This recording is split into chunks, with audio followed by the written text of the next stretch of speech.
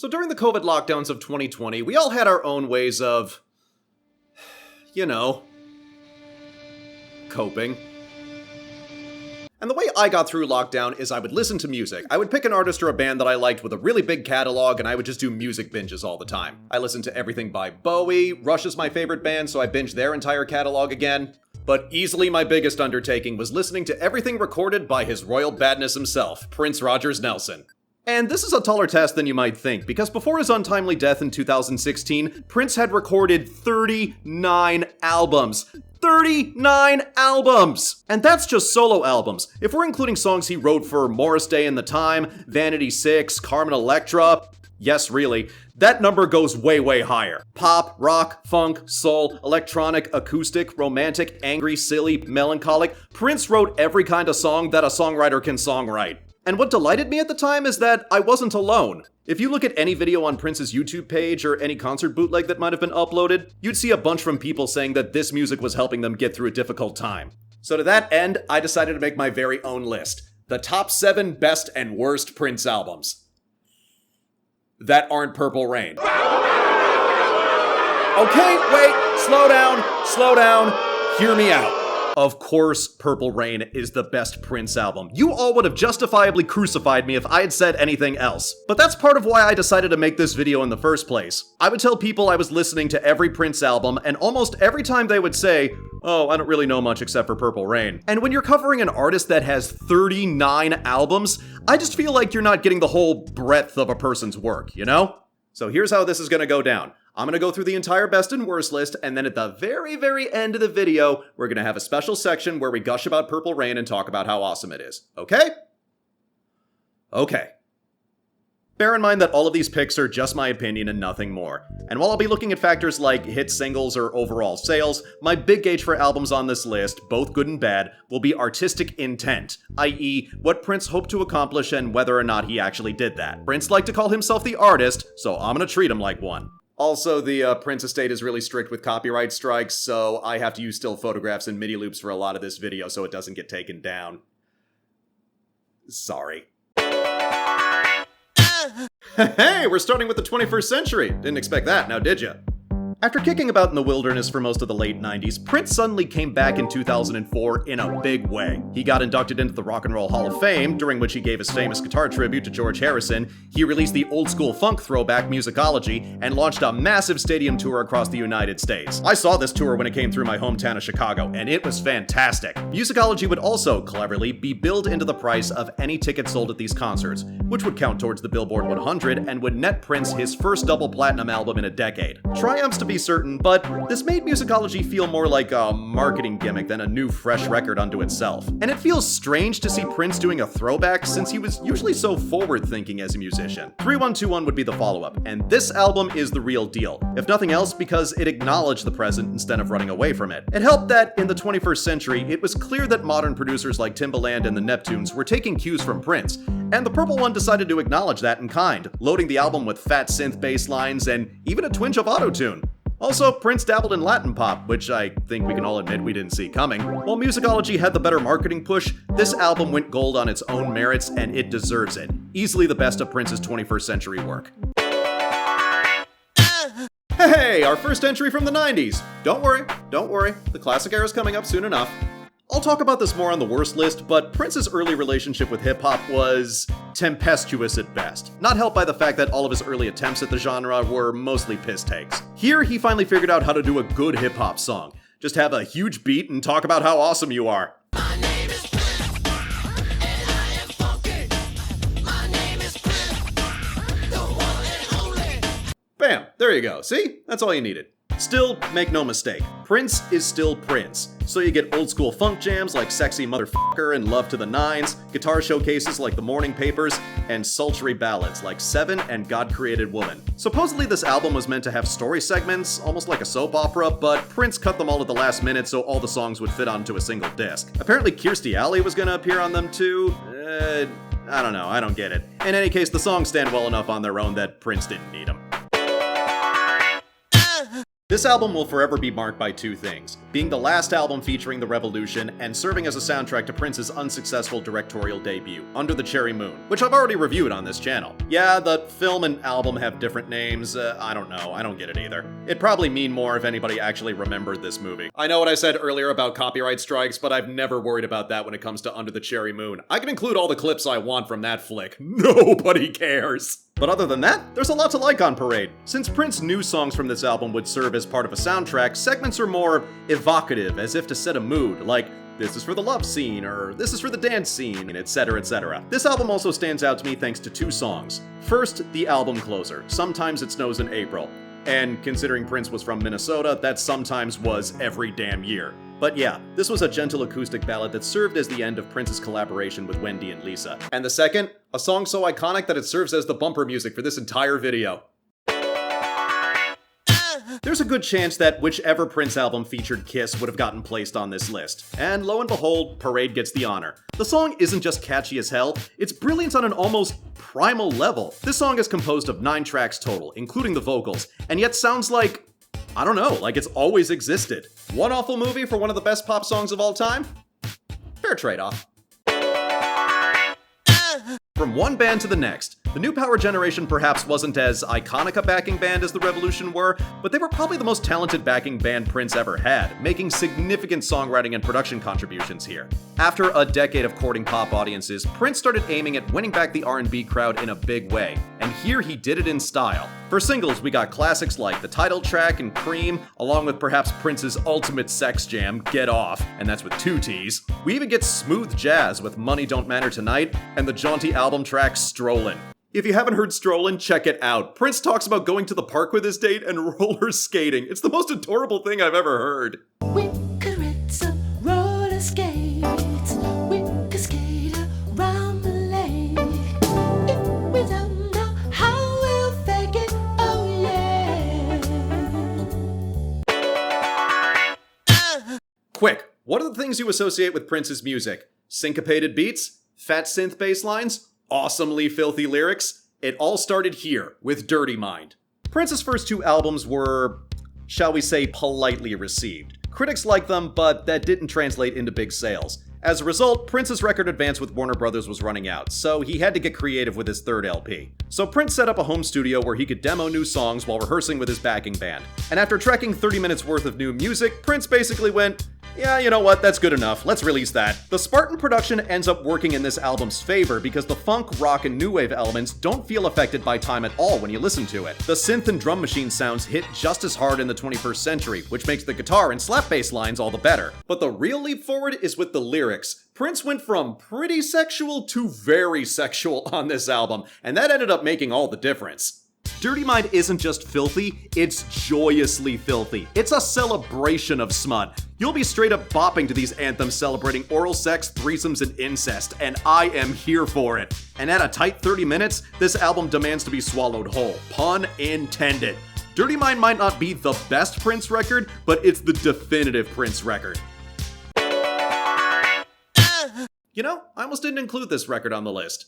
Not sure why in hindsight. I think I thought it was too obvious. God, that sounds stupid when I say it out loud. The point is I stopped being stupid and I gave it its proper place on the list. I mean, it's got Little Red Corvette. My hands are tied. But even without the presence of the title track and Little Red Corvette, 1999 still holds up even without those 2 era-defining singles. Delirious is just the right amount of catchy without becoming annoying, Automatic would serve as the template for all of Prince's electro-funk songs from here on in, and Prince would get snarky about the music press with All the Critics Love You in New York, and if you want a sex jam, it doesn't get much better than Let's Pretend We're Married. If I had to nitpick, I'd say some of the songs run a bit too long. I think that was one of the original reasons I knocked it down. But the single versions for each song are much shorter, and in hindsight, I don't think the length hurts the album. Prince intended this to be a party album, and at a party, you don't want to interrupt the flow by constantly checking the record player. So, yeah, let it run. No harm done. And before we get to number 1, let's look at some honorable mentions! So hey, did you know that Prince made a sequel to Purple Rain? Of course you didn't, because it's f***ing awful, but the album is pretty tight. Check out Thieves in the Temple, that's a classic single. After an unsuccessful opening slot for the Rolling Stones, where Prince was subject to racist and homophobic abuse from the band's white male audience, Prince clearly felt he had something to prove. So rather than back down, he leaned into his controversial image and gave us a polished improvement on Dirty Minds' template. That said, I still prefer Dirty Minds, so this got knocked further down the list. Sorry. So Warner Brothers gave Prince a work print of Tim Burton's first Batman film in hopes that he'd get ideas to write a tie-in single. And Prince being Prince, he just wrote a whole damn album instead. He even incorporated sound bites from the film itself into the songs. Tracks like Party Man and Trust ended up becoming iconic parts of the film, but the rest is still surprisingly memorable and catchy. Plus, oh my god, have you seen the video for Bat Dance? The world is a better place because Bat Dance exists.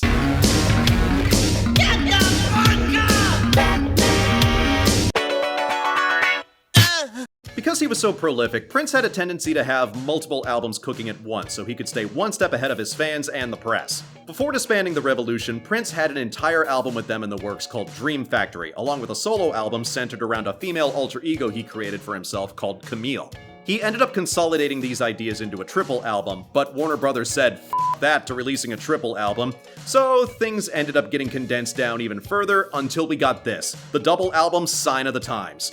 There are plenty of examples of Prince's prolific nature working against him. Here, though, it paid off in spades, because the tracklist shows off more sides of Prince than any other album released in his lifetime.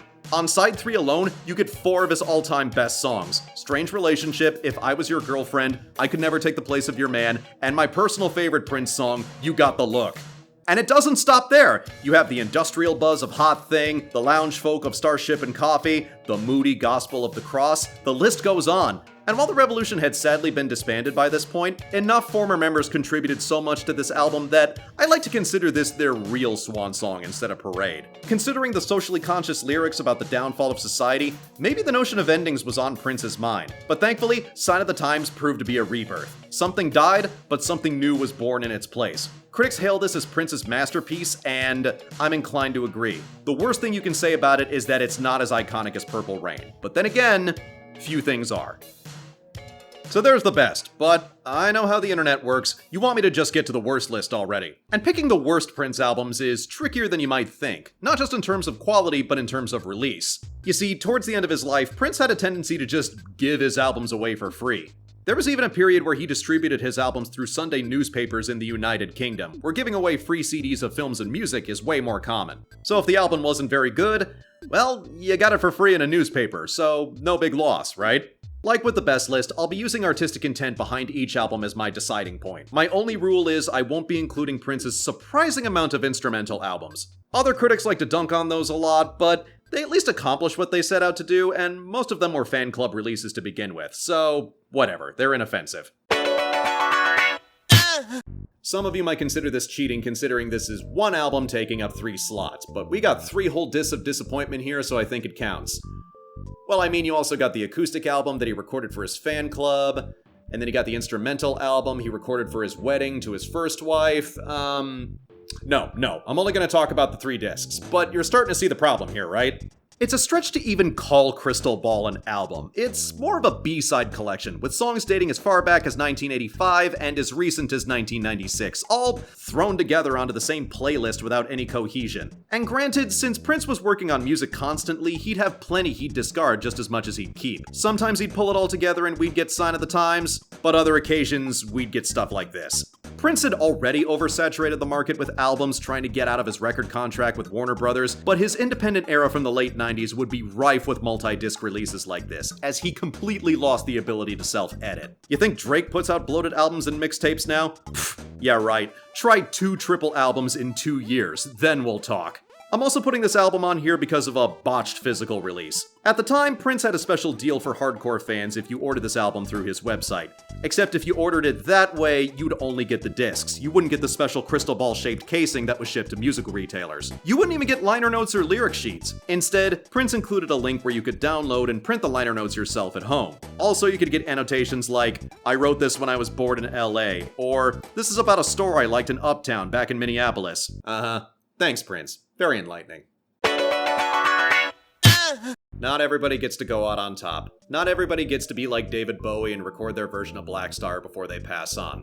And Hit and Run has the dishonor of being the last album released during Prince's lifetime. If you can even call this an album. You see, Hit and Run, Phases 1 and 2, were really a collection of digital-only singles Prince had been releasing on his own as far back as 2011, none of which charted, I might add. And he finally decided to put them together into proper albums as part of his exclusivity deal with Tidal. Yeah, Prince didn't like the royalty rates of other streaming services like Apple or Spotify, so he signed an exclusive deal with Tidal because they made the best offer to him. And right after he died, Prince's estate took Tidal to court for streaming albums they didn't have the rights to, so yeah, that didn't exactly work out. Hit and Run Phase 2 is nothing to write home about, but it definitely comes off better than Phase 1, which more or less contains a bunch of failed experiments with new genres Prince was playing around with at the time. You start up the album and hear the samples of other Prince songs chopped up and arranged as part of some demented stab at EDM, and you're immediately put off by how ugly yet self-referential this music is, as if this Drek even has the right to try and place itself amongst those classics. What a waste. This is like Peter Sellers' final film being the fiendish plot of Dr. Fu Manchu and passing away before he got a chance to live it down. As far as I'm concerned, the Prince canon ends with Artificial Age and Plectrum Electrum. Both of those listens were way more satisfying, and I recommend you check them out. Man, was this one a bummer! Prince had been hyping up 1999 since, well, 1999. This should have been his year. Instead, we got this big fat disappointment. After leaving Warner Brothers, Prince opted to release his albums through his own label, MPG Records. But for Rave Unto the Joy Fantastic, he opted to at least have the record distributed through Clive Davis's label, Arista. Clive Davis is also the same person that put together Carlos Santana's Supernatural album, which was loaded with tons of guest stars, sold millions of albums, and won all of the Grammys the previous year. So Davis encouraged Prince to do something similar, and it didn't really work out. For a couple reasons, really. The main difference between the two men is that Carlos Santana never had a problem working with outside songwriters. Meanwhile, Prince was goddamn Prince, and he didn't need any help, thank you very much. You can kinda tell that Prince wasn't 100% into the idea because out of the album's 16 tracks, only 5 feature other artists, all of whom severely date the record to 1999. Sheryl Crow, Gwen Stefani, Chuck D from Public Enemy, friggin' Eve. There's also a weird moment where Prince actually covers a Sheryl Crow song, but it's not the one she guests on, and he turns it into this weird hybrid of funk and house music and just... Dude, what are we even doing here? The one collaboration that kinda works is a piano ballad he does with Ani DiFranco, but she's only on guitar and you never hear her sing. Make no mistake, Ani DiFranco is an amazing guitarist, but not having her sing with Prince feels like a real missed opportunity because... well, they have so much in common. Two extremely prolific singer-songwriters with independently minded business practices singing frank songs about love and sex. These two should have been peas in a pod. And that kind of sums up Rave Unto the Joy Fantastic. It doesn't fully commit to its concept and just leaves us thinking about what could have been. This one might be a controversial pick considering its legendary status amongst hardcore Prince fans, but... I'm sorry, I gotta call it like I see it, the Black Album doesn't hold up.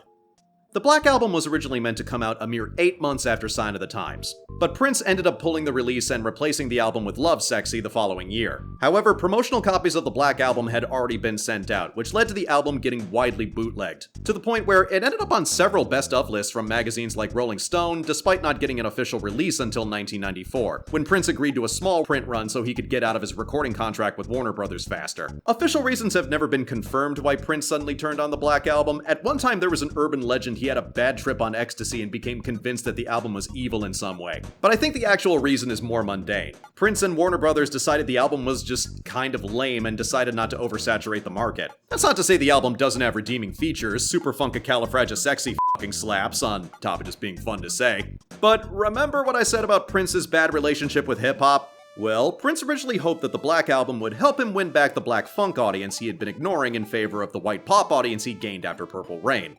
The problem, though, was that in that time, hip-hop started gaining prominence, and believe it or not, Prince was not a fan. It's easy to forget that there was a large contingent of popular black artists who either considered hip-hop a passing fad or were actively hostile towards it. Michael Jackson himself considered hip-hop to be just a fad, and he'd be playing catch-up for that for the rest of his life.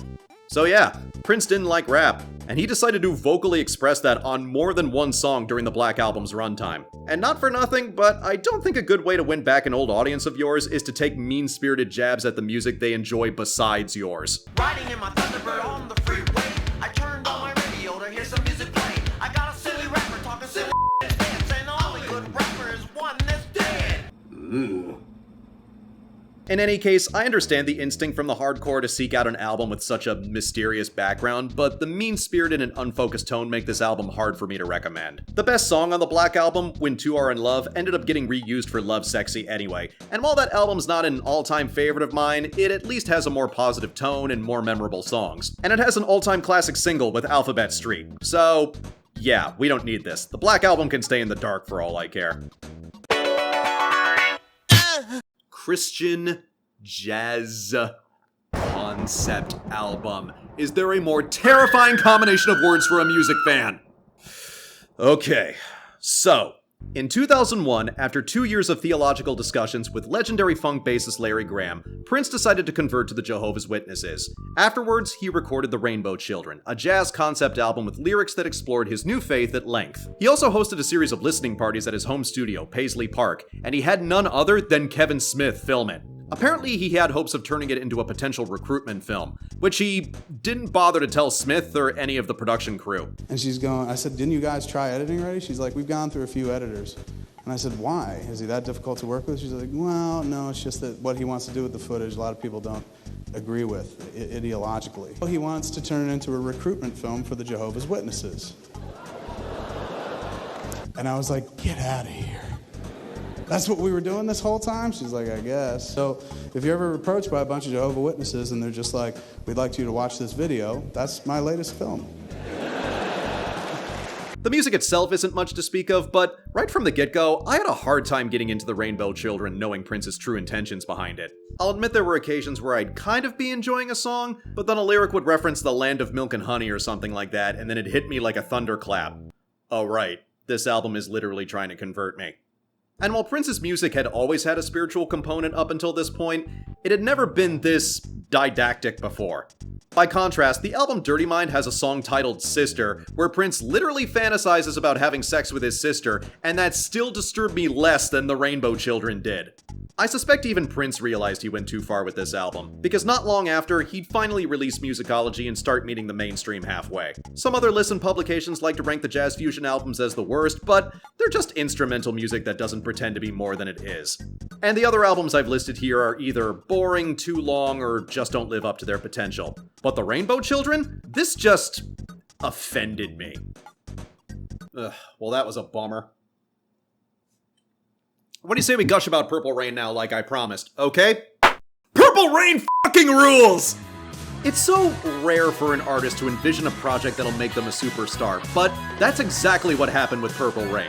At the same time, it's hard to articulate how it worked out that way, especially when you consider that, let's be honest, the film isn't that good. The best I can say is that while Prince had codified something original with the Minneapolis sound, he showed how diverse it could still be.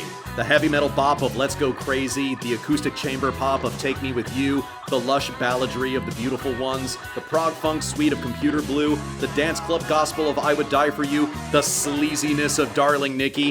The title track supposedly started out as a country song before it became a power ballad, and I could totally see it working that way. And while the contributions of Apollonia and the members of the Revolution made a huge difference, I think Prince basically learned how to cunt the fat and give us his best. All killer, no filler. Supposedly, When Doves Cry was recorded by Prince by himself in one evening, because the director of Purple Rain needed a moody song for a certain scene in the film. One evening! You hear that Lynn drum beat and whatever the f*** is going on with that opening guitar solo, and you know instantly what song it is. In the end though, I think that's why Purple Rain is endured. Prince showed us how much dimension he could have as a songwriter and a performer, while still being identifiably and quintessentially himself.